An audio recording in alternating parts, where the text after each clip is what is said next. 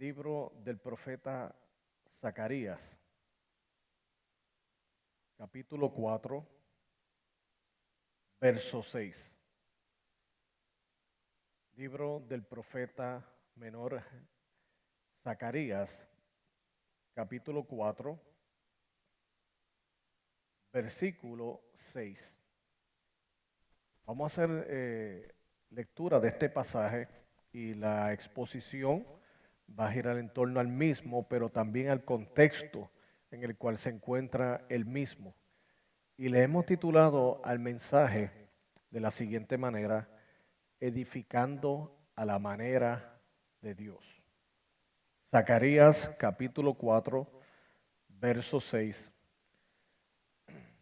Título: edificando a la manera de Dios.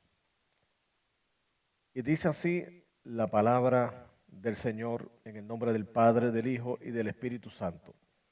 Entonces respondió y me habló diciendo: esta es palabra de Jehová a Zorobabel, que dice: no con ejército ni con fuerza, sino con mi espíritu, ha dicho Jehová de los ejércitos. Pueden sentarse, mis queridos hermanos. Es muy común encontrar en las Escrituras este término de edificar. Cuando se utiliza, en este caso en nuestro contexto evangélico, se hacen expresiones como las que voy a decir a continuación, que dice: este sermón me edificó, o este cántico me ha edificado, o esta iglesia me ha edificado. Y lo que llevamos con ese término, que ya es muy propio de los evangélicos, es que está diciendo que fue de gran bendición. Pero ese término procede, ¿verdad?, de las Escrituras, donde se habla de edificar. Y edificar tiene que ver precisamente con construir, con levantar algo. La idea que se hace a nivel espiritual es la siguiente: de la misma manera en que se levantan edificios, ¿verdad?, y tienen que comenzar con una base. Y esa base luego se va levantando un edificio. Así también nuestras vidas se van edificando en el Señor. El apóstol Pedro, que es el autor de la epístola que estamos estudiando los miércoles, dice referente a nosotros como iglesia que somos piedras vivas, refiriéndose al gran edificio que es la iglesia del Señor, que se va edificando a través de los tiempos. Piedras vivas, ¿por qué? Porque nosotros somos representantes de Dios, somos hijos de Dios, y Dios va edificando esta gran, y perdonen la redundancia, esta gran edificación que es el reino de Cristo. Todos sobre el fundamento que es que Jesucristo nuestro Señor, porque como bien dijo el apóstol Pablo, nadie puede poner otro fundamento que el que ya está puesto. Entiéndase que es Cristo Jesús, Señor nuestro. El propósito del mensaje hoy es hablar de edificación. En el contexto de Zacarías tiene que ver con una edificación tanto física, pero esa edificación física conllevaba una edificación espiritual.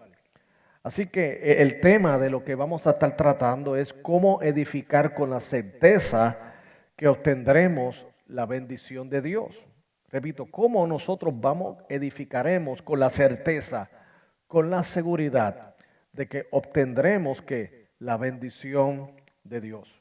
En uno de los salmos, David dijo lo siguiente: si Jehová no edificare la casa, en vano trabajan los que la edifican.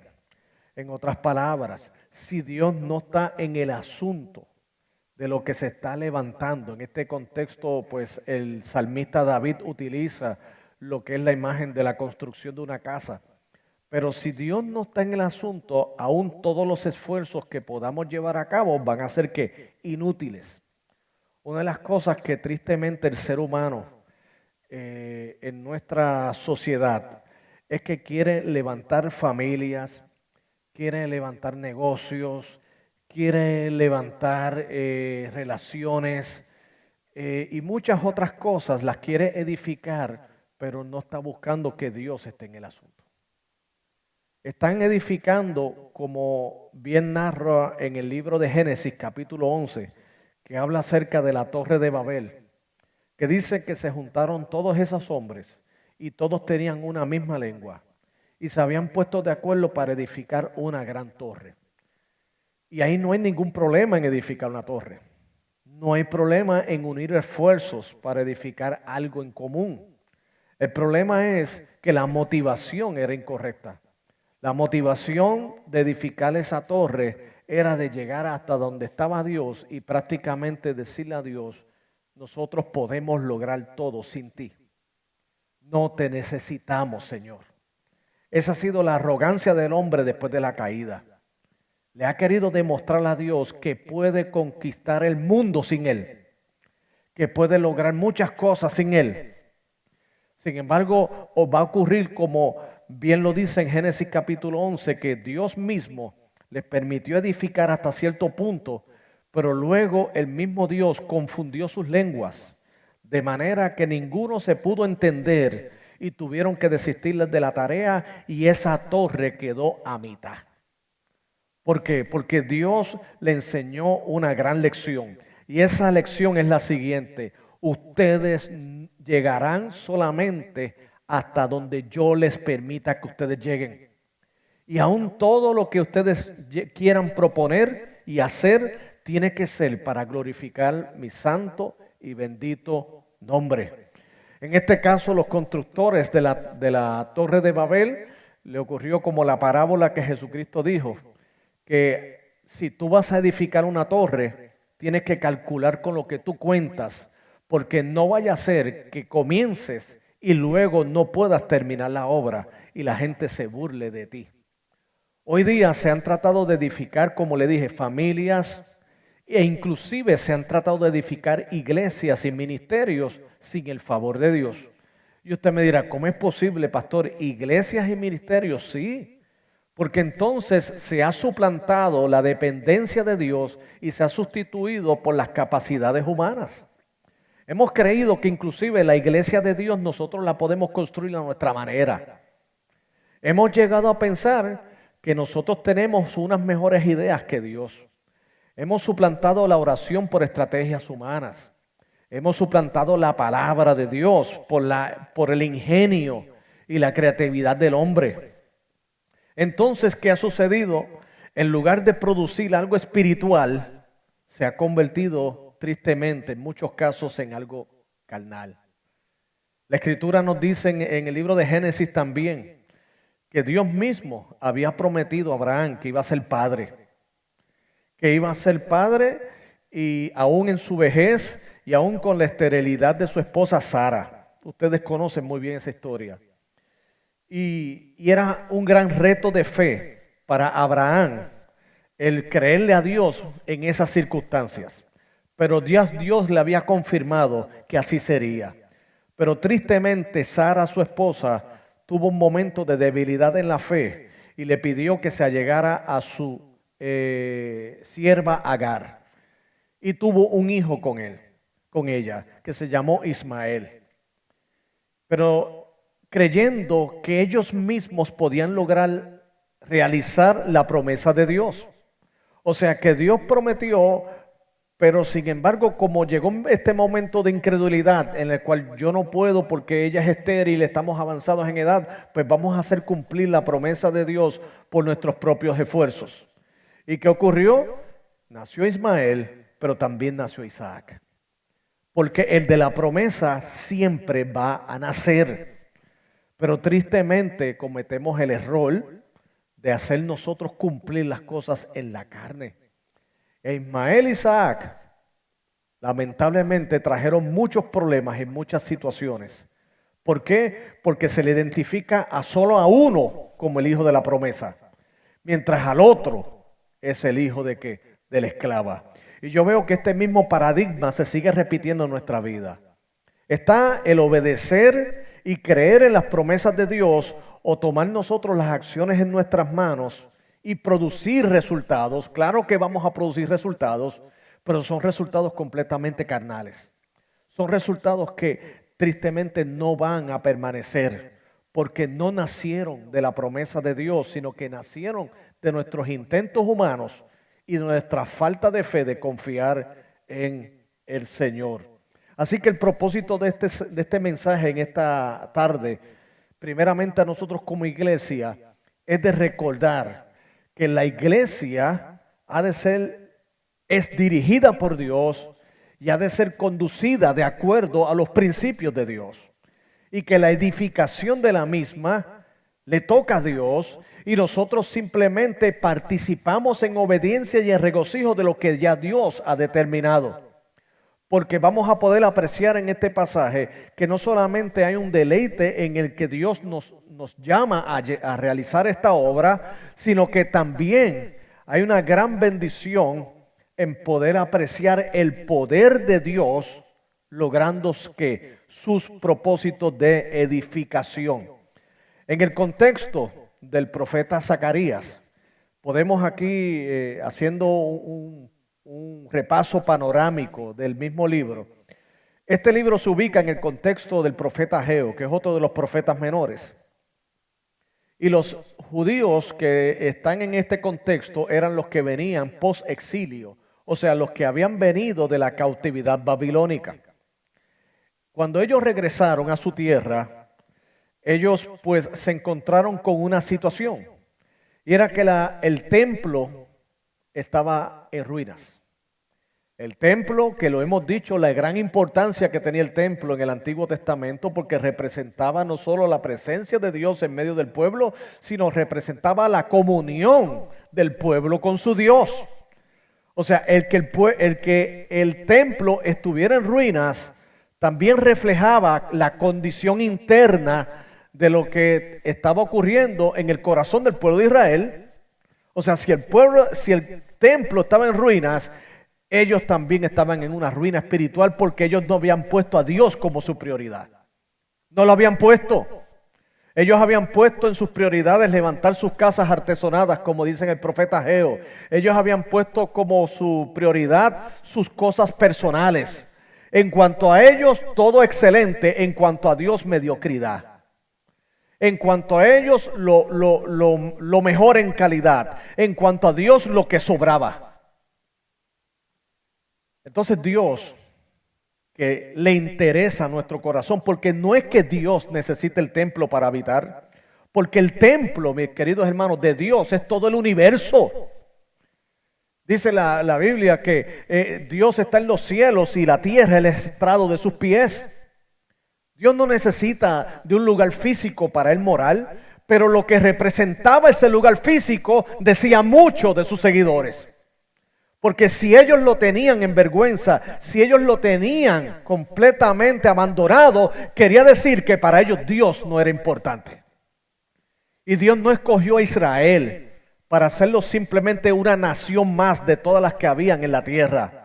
Dios escogió a Israel para ser una nación especial que pudiera reflejar el amor de Dios, la misericordia de Dios y quitar todos los ídolos que estaban en las mentes de la gente, quitar todos los obstáculos que la gente tenía de creer en el Dios verdadero y revelarse a ellos para que el mundo viniera a los pies del Señor.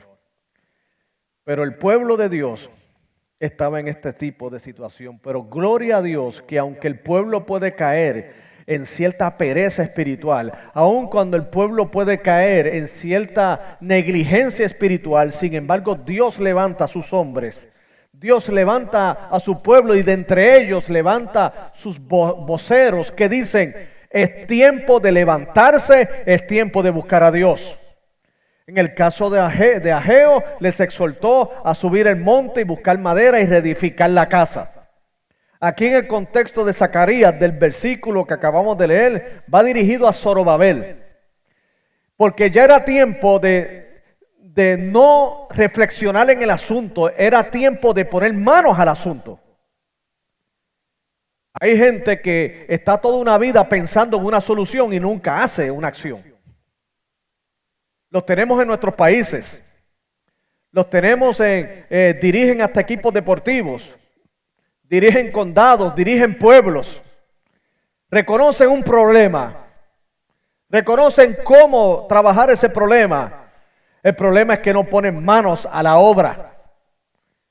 Y el Señor aquí está exhortando a Zorobabel como líder y a todo el pueblo a que ellos comenzaran ya de una vez y por todas la restauración de ese templo, que pusieran manos a la obra, y perdonen la redundancia, manos a la obra en la obra del Señor.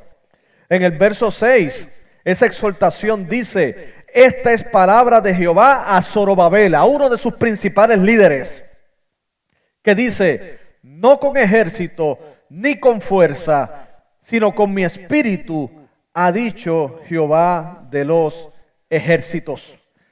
En el verso 7 dice: ¿y quién eres tú, oh gran monte? Delante de Zorobabel serás reducido a llanura. Él sacará la primera piedra con aclamaciones de gracia, gracia a ella. En otras palabras, le está diciendo: es momento de poner manos a la obra y de no poner la mirada en los obstáculos. Porque allí, cuando le dice en el verso 9 lo siguiente, dice: y tú, en el verso 7, ¿quién eres tú, oh gran monte? En otras palabras, ellos veían el monte siempre ha representado lo que es obstáculo, lo que es difícil.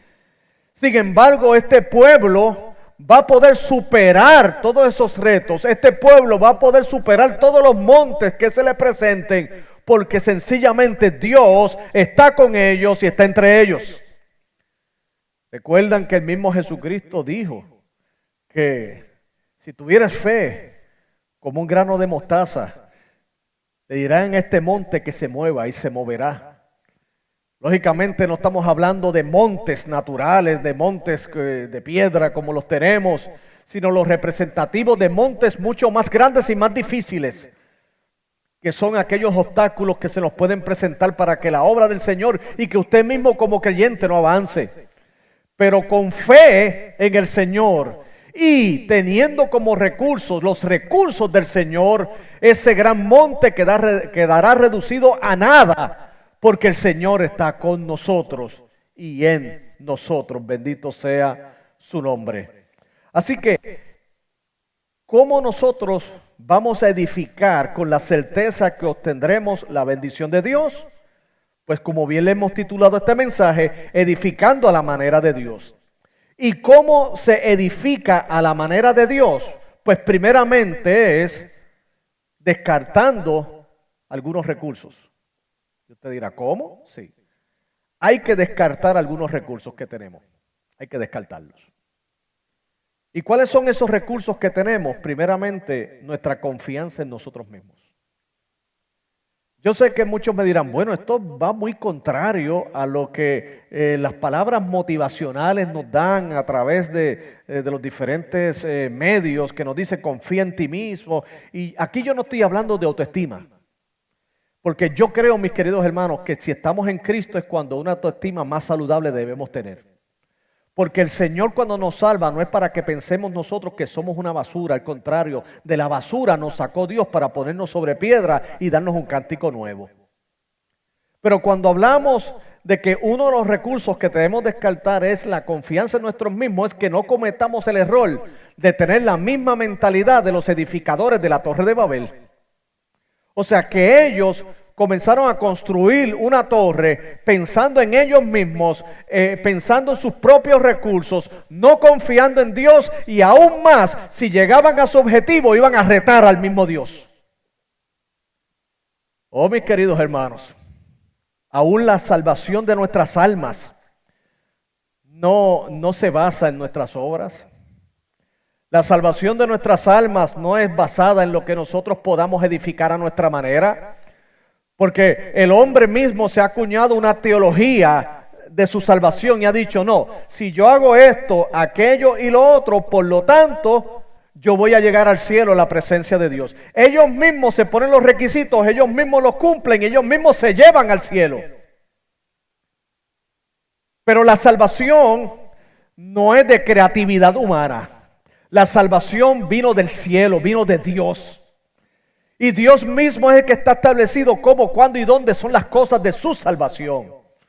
¿Cómo es la salvación? A través del arrepentimiento, en la fe en Cristo Jesús. No es como yo quiera creer cómo debe ser la salvación. Nadie llegará a la presencia de Dios con un mejor plan que el que Dios estableció. Ese plan ya está hecho. Es arrepentimiento, aceptando por medio de la fe a Jesucristo nuestro Señor. Y nos dice la Escritura que tendremos salvación, perdón de pecados y estaremos justificados delante de su presencia. No es a nuestra manera, es a la manera de Dios. Nos salvamos a su manera. El que quiere tener al Hijo tiene que tener al Padre, y el que tiene al Padre tiene que tener ¿qué? Al Hijo. Jesucristo es el camino, la verdad y la vida. Nadie viene al Padre si no es por Él. Y ese mismo principio de salvación, óigame, opera en todas las cosas de la vida de la iglesia del Señor. Porque aún después estando en Cristo, a veces queremos hacer las cosas a nuestra manera. Ojo, mis queridos hermanos, yo soy vieja escuela. La vieja escuela es Biblia, oración y ayuno.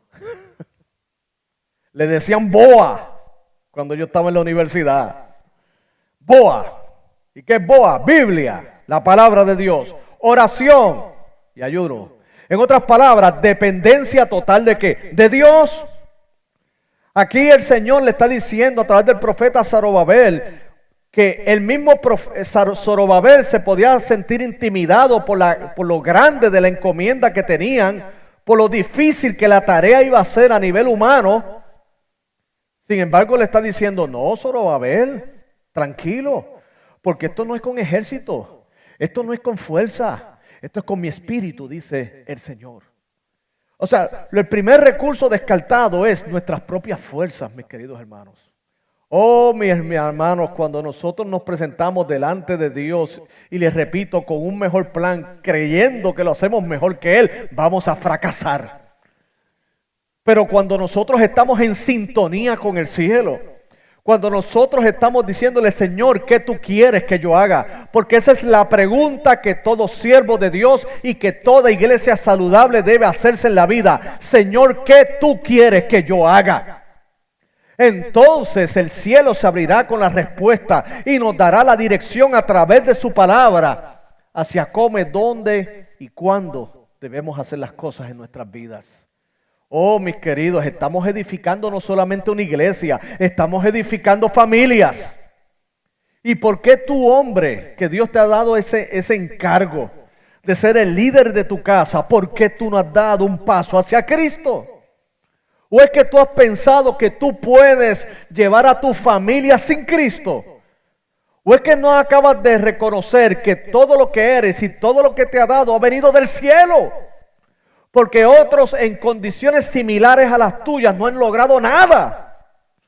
Pero tú has logrado algo porque el Dios de los cielos ha fijado sobre ti tus ojos. Entonces te pregunto, ¿qué estás esperando para venir delante de Dios y humillarte y reconocer que Él es el Rey de Reyes, el Señor de Señores, y decirle, Señor, me arrepiento, mi vida está en tus manos, siempre estuvo en tus manos, pero yo conscientemente hoy te digo, tú eres mi Señor?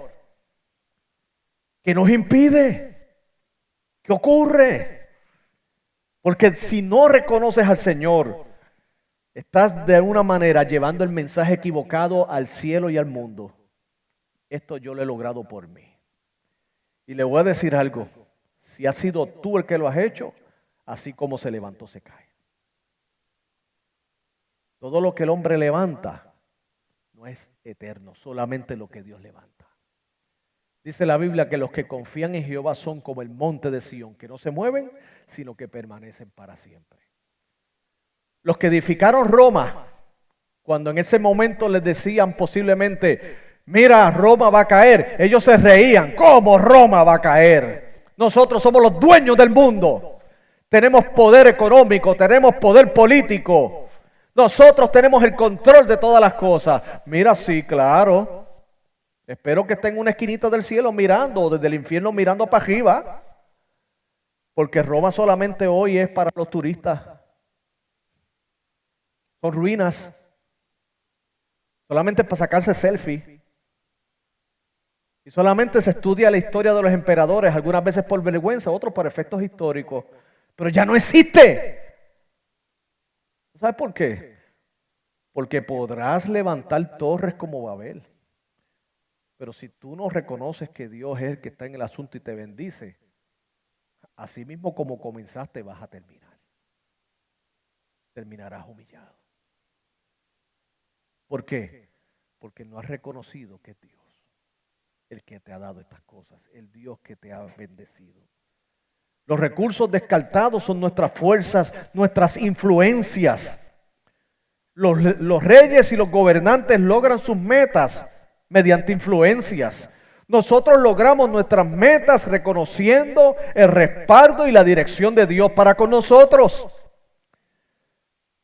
Oh, mis queridos hermanos, aquí en el contexto de Zacarías a nivel histórico, una de las cosas que Dios le decía al pueblo: mira, cuando tú te veas en situaciones de guerra, no vayas a Egipto a buscar caballos, ni te vayas tampoco a Siria a buscar carros. No, simplemente mírame a mí, yo soy tu Salvador, yo soy tu Redentor, yo soy el que te sacó de Egipto, y si tuve el poder para sacarte de Egipto, te voy a sostener ahora a ti.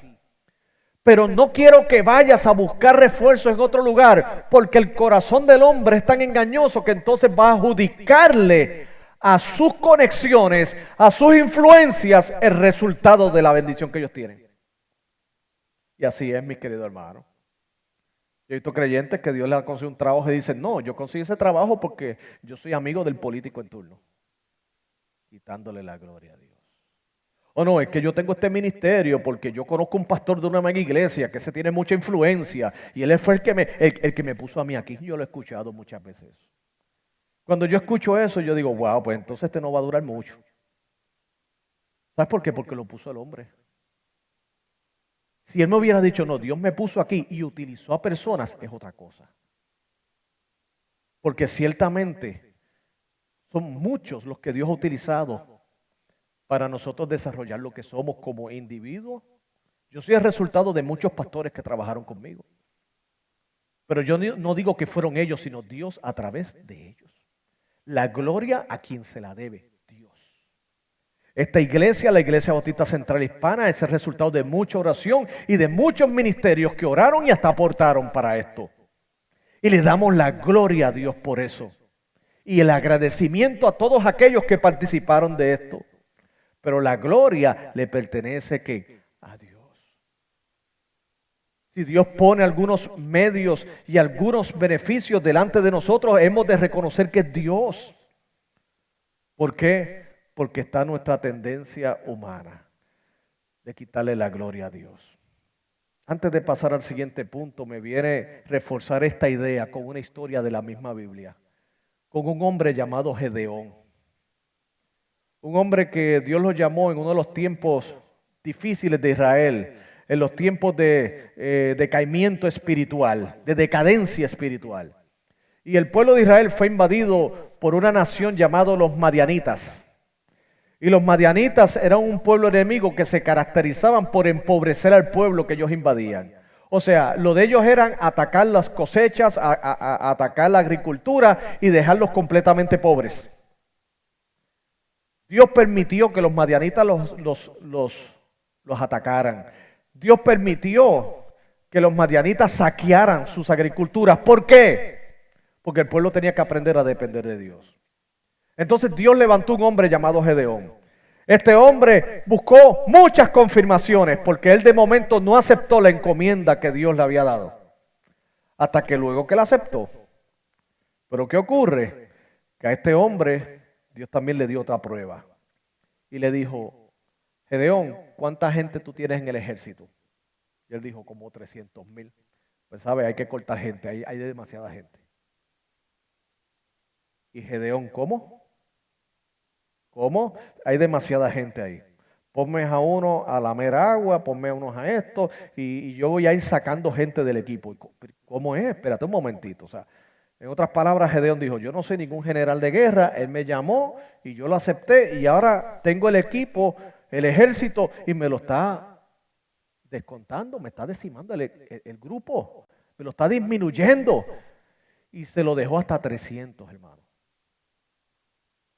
Los madianitas, ¿cuántos eran? Cientos de miles. Gedeón con su única cara dijo: ¿y qué es esto? Y el Señor le dijo: ¿sabes qué? Gedeón, es que si tú vas con los 300,000 que tenías antes y ganan, van a decir que fueron sus manos las que le dio la victoria. Pero cuando tú vayas con estos 300, tú no tienes otra explicación y otra manera de explicar esto que no sea Dios nos dio la victoria. Yo le voy a decir, mis queridos hermanos, tanto como iglesia como individuos estamos en una muy buena posición. Somos muchos, pero no lo suficiente para hacer grandes cosas a nivel humano. Por ese motivo, Dios va a hacer grandes cosas en medio de su pueblo. Vamos a confiar en Dios. Pero confiar en Dios mientras caminamos. Oh, porque mis queridos hermanos, en la Biblia nunca se presenta algo, tal cosa como, mira, el Dios llama a esta persona para que haga algo y le dice, no, hasta que no lo vea, entonces yo camino. No, Dios le dijo a Moisés, camina. Y mientras caminó es que el agua se dividió, no fue antes. No fue que entonces Dios le dijo, no, Moisés, quédate quietecito ahí. Cuando tú ves el agua abrirse, entonces empieza a caminar. No, no, no, no. Él le dijo, mientras tú camines, entonces las aguas se van a dividir. Es un caso de una mujer que perdió a un hermano llamado Lázaro. Ay, bendito Lázaro. Perder a un ser querido, mis queridos hermanos. Le voy a decir algo, una de las cosas más difíciles para mí como ministro es ir a funerales. Porque yo soy una esponja sentimental. Y yo mismo le he preguntado al Señor, ¿por qué has puesto a alguien tan sentimental a lidiar con asuntos tan críticos de la vida humana? Porque le voy a decir algo. No sé si usted lo tomará esto como una virtud, un defecto, pero sus pruebas a mí se me pegan. O sea, cuando usted sufre, literalmente yo sufro. Literalmente. Y cuando usted está contento, a mí se me pega esa alegría también. Alguien me dijo, qué bueno, eso es un pastor. Sí, pero imagínate, con tanta gente, es un milagro que yo esté vivo todavía. Porque no todo el mundo se ríe al mismo tiempo y no todo el mundo sufre al mismo tiempo. Y los funerales son ese tipo de escenario que aunque estoy convencido de que esta persona, si está en Cristo, resucitará y todo al final de los tiempos vendrá, sin embargo, esa separación temporera da tristeza, claro que sí. Y dice la Biblia que se murió Lázaro, que era un buen amigo de Jesús y buen amigo de las hermanas de él, de Marta y María. Y a él le avisaron a Jesús mientras estaba lejos del lugar. Le dijo, tu amigo Lázaro está enfermo, vete allá. Y él le dijo, ya voy. Y luego cuando él se decidió ahí, le dijeron, mira, no vayas que ya se murió. Y entonces fue cuando Jesús dijo, no, yo voy a ir ahora, sí que voy a ir. Y uno de los discípulos mismo dijo, pero Jesús, no vaya ahora si ya se murió. No, yo voy a ir. Pues está bien, pues vamos a morir contigo también, porque cuando tú llegues allá, toda esa gente va a estar rencorosa de que tú no llegaste a tiempo. Y Jesucristo llegó y encontró los reclamos propios de un momento de sufrimiento como ese. Y si tú hubieras estado, Señor, y si tú hubieras estado, Señor. Él simplemente se acercó, ya llevaba varios días, el cuerpo estaba en estado de descomposición. No había manera de que pasara algo si no fuera realmente un milagro. Y él le dice, Marta, mueve la piedra. Lázaro, cuando Cristo le pidió eso a Marta, no es que Lázaro estaba desde la tumba, ¡Marta! No. Estoy aquí, sácame. Porque le aseguro que si ella hubiera escuchado eso, pues ella, olvídate, ella saca fuerza de donde no la tiene, de la alegría, y empuja esa piedra. Pero no, cuando Jesucristo le dijo, Lázaro estaba bien muerto. Mueve la piedra. ¡Ay, Señor! Y él le dijo lo siguiente, y iglesia, nunca nos olvidemos de esto. No te he dicho que si crees, verás la gloria de Dios. En otras palabras, mis queridos hermanos, primero creemos y después vemos. La vida cristiana no se basa primero en que yo veo y después creo. Eso lo hacen hasta los impíos. Jesús tenía uno al lado, en la cruz, que le pidió una señal y le dijo, si tú eres Cristo, bájate tú de esa cruz y entonces me bajas a mí, yo creo. Mire, así es fácil. Mire qué fácil. Pero el otro que estaba al lado dijo, no, este hombre es inocente y él está pagando por cosas que no hizo. Señor, acuérdate de mí cuando estés en el paraíso. Y él le dijo, de cierto te digo que hoy estarás conmigo en el paraíso. Uno con su arrogancia quería ver para creer. El otro creyó aun cuando Cristo estaba en debilidad en la cruz. Uno está en el cielo y el otro ya usted sabe dónde está. ¿Por qué? Porque es el mismo principio. Hermano, es por fe y para fe. Como está escrito, el justo por su fe vivirá. Se aplica a salvación y se aplica a nuestra vida como iglesias y como familias. Quiero edificar nuestras familias, tiene que ser Cristo el primado. Queremos edificar esta iglesia, Cristo es la cabeza, punto y se acabó. Y Él dará los recursos de la manera en que Él entienda conveniente de hacerlo, pero me toca a ti y a mí creer que Él lo va a hacer, porque esta es su obra. Lo segundo, mis queridos hermanos, es que para edificar a la manera de Dios, no solamente es descartar unos recursos, sino entonces echar mano del recurso esencial para la edificación. O sea, yo descarto unos recursos, pero los voy a suplantar por otros. Yo descarté mis fuerzas, mis influencias y mi astucia para darle paso a lo que realmente tiene que tener paso, y es el Espíritu de Dios. Dice aquí el texto que será no con fuerza ni con ejército, sino con mi espíritu, dice Jehová de los ejércitos. ¿Qué es el Espíritu de Dios? Oh, mis amados hermanos, qué mucha historia hay del Espíritu de Dios.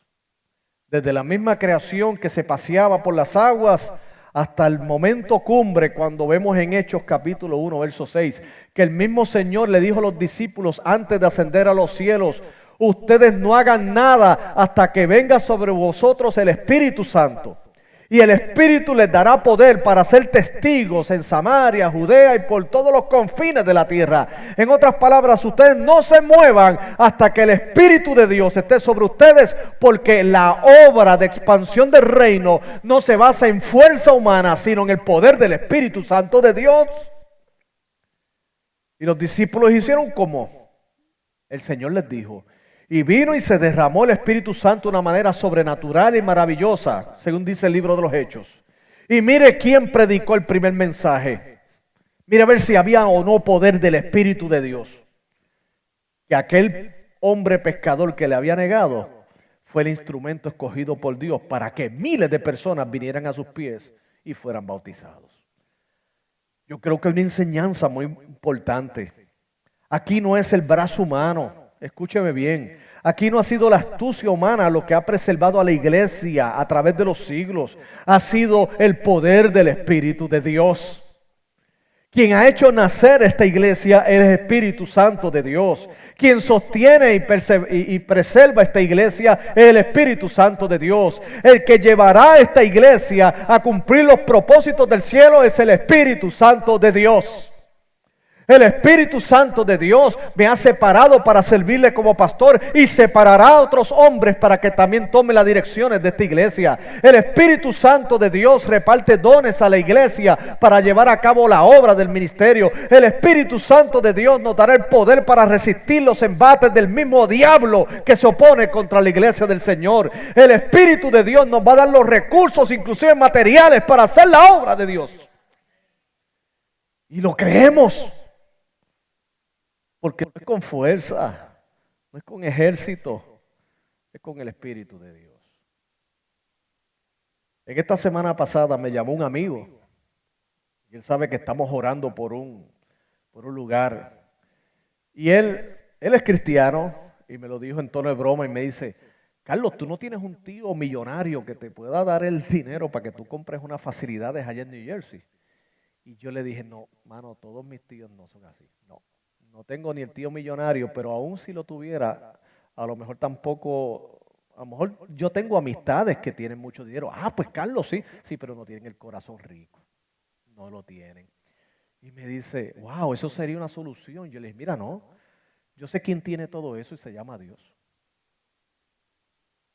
A mí me toca creerle a él.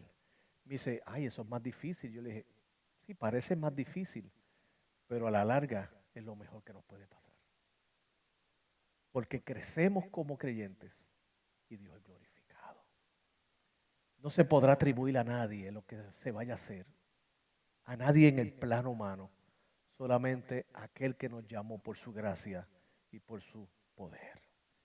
Cuando está el Espíritu de Dios en la iglesia del Señor, no existe monte que se pueda resistir ante Él. Los montes caerán, como dice un viejo cántico. Los montes caerán, los ejércitos caerán. Todo lo que parece que es, dejará de ser. No hay nada que se pueda resistir ante el poder de ¿qué? De Dios. La exhortación a Zorobabel es: levántate y hazlo. No tienes que esperar, simplemente camina. Camina. Hermano, Dios nos manda a caminar en todo en la vida. Oh, quien se lo dice es un vaso frágil, no se lo está diciendo alguien hecho de metal. Mi constitución es cerámica de la más débil. Ha habido momentos que se ha llorado, pero sabe que hasta llorando camino. Porque este es el punto. No es que no lloremos, es que no dejemos de caminar. No nos detengamos ni para reírnos. Si nos reímos, seguimos caminando. Y si lloramos, seguimos caminando. No dejemos que nada ni nadie nos impida el avance. Si Dios es por nosotros, ¿quién contra nosotros? El Espíritu de Dios. Por el Espíritu de Dios, la iglesia primitiva conquistó y plantó iglesias de una manera que hoy día, con todos los recursos que hay, no se ha hecho nada. Está grabado. Y es la verdad. Antes, con los discípulos que habían sido pescadores, Pedro y Juan salieron del templo. Había un hombre al frente, lo miró y el hombre le dice: dame una limosnita. Y él le dijo: mira, yo no tengo plata ni oro, pero lo que tengo te doy. En el nombre de Jesús, levántate y anda. Y ese hombre se levantó y Dios se glorificó. Hoy podemos tener 20,000 recursos, pero no tenemos la autoridad para decirle al ser humano: levántate y corre hacia Jesucristo. No lo tenemos. ¿Usted sabe por qué? Porque hemos puesto la confianza en el sistema, hemos puesto la confianza en los hombres, hemos puesto nuestra total confianza en la influencia, hemos puesto toda nuestra total confianza en nuestras habilidades y nuestras astucias políticas. Entonces el Señor hace: pues está bien, pues hazlo con lo que tú tienes. Se logran cosas, pero no permanecen. Sin embargo, a estos hombres que Dios los utilizó en el libro de los Hechos, que tanto se habla de ellos a nivel de misiones, pero no se examina el poder que acompañó esas misiones. Era el Espíritu Santo de Dios. El Espíritu de Dios que les dio fortaleza hasta para soportar la persecución física. Porque díganme si esto es normal, que luego de ellos haber pasado toda una noche en azotes, luego cuando salieran dijeran que ellos se encontraban gozosos por haber sufrido afrenta por el nombre de Jesús. Dígame, ¿eso es normal? No es normal, eso es lo que es sobrenatural. Porque tenían su mirada puesta en el Señor. La iglesia oró mientras uno de ellos estaba preso. ¿Y de qué dice la Escritura? Que Dios envió hasta ángeles y abrieron esas cárceles y esos hombres salieron de allí. Oh, mis queridos hermanos, también hubo hombres como Silas y Pablo que estuvieron en un cepo, en una mazmorra, y cantaron a medianoche al Señor.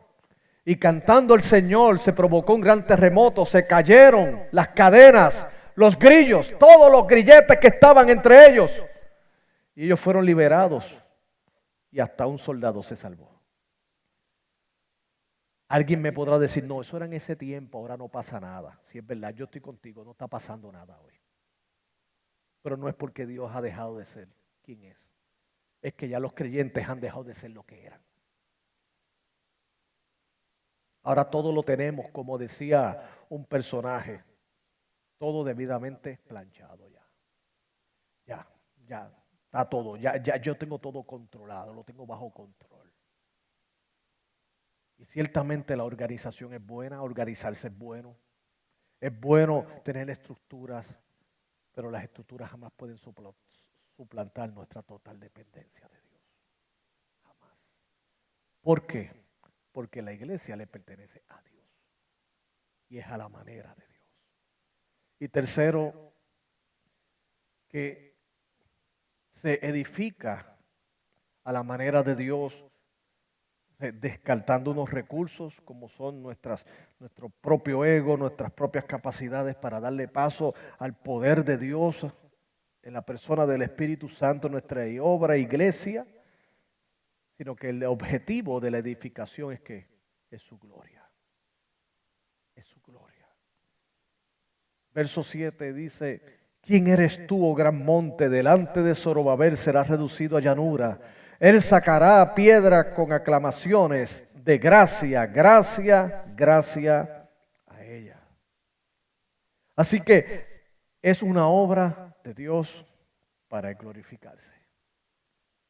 Queremos edificar familias para la gloria de Dios. Yo estoy consciente y me atrevo a hablar por ustedes que cada uno de ustedes ama a sus familias. Y queremos lo mejor para ellas. Pero lo mejor para nuestras familias primeramente proviene del cielo. Con Dios todo, sin Él nada. También me atrevo a asegurar por ustedes lo siguiente: ustedes aman esta iglesia como yo la amo. Pero esto es con Dios todo o sin Él nada. Yo estoy seguro que amamos la visión y la misión que Dios nos ha dado como iglesia y como siervos que somos. Porque con Dios todo, sin Él nada, y el objetivo de la edificación es su gloria. Si Dios se glorifica en tu hogar, no tienes por qué preocuparte. Si Dios se glorifica en esta iglesia, y como se ha estado glorificando y lo continuará haciendo, no tenemos nada de qué preocupar. Si Dios se sigue glorificando en medio nuestro, mis queridos hermanos, óigame, veremos una gran obra de Dios. Culmino con esto. Satanás no le gusta cuando una iglesia, un grupo de creyentes han puesto manos en el arado. No le gusta. Satanás, y lo he dicho aquí, no está en las barras, ni en los pubs, ni en las discotecas. La gente me dice: pastor, ¿qué usted dice? No, ya él no tiene nada que buscar ahí. Tú no ganas adeptos de donde ya los tienes. Él lo que va a buscar es distraer a la obra del Señor. Los que le hacen daño no son los que están con las drogas ni matando gente. Los que le hacen daño son aquellos pecadores que saliendo de este mundo le dijeron: Señor, aquí estoy yo. Esos son un enemigo letal para las tinieblas. Y las tinieblas se levantarán. Pero ¿sabe algo? Que más grande es el que está con nosotros que el que está con ellos. Satanás simplemente se cansará y huirá. Y la iglesia del Señor permanecerá para siempre, porque las puertas del Hades nunca van a prevalecer contra la iglesia del Señor. ¿Por qué? Porque está edificada sobre la roca que es Cristo Jesús. Gloria sea a su nombre. Vamos a orar. Señor y Padre, gracias te damos en esta tarde.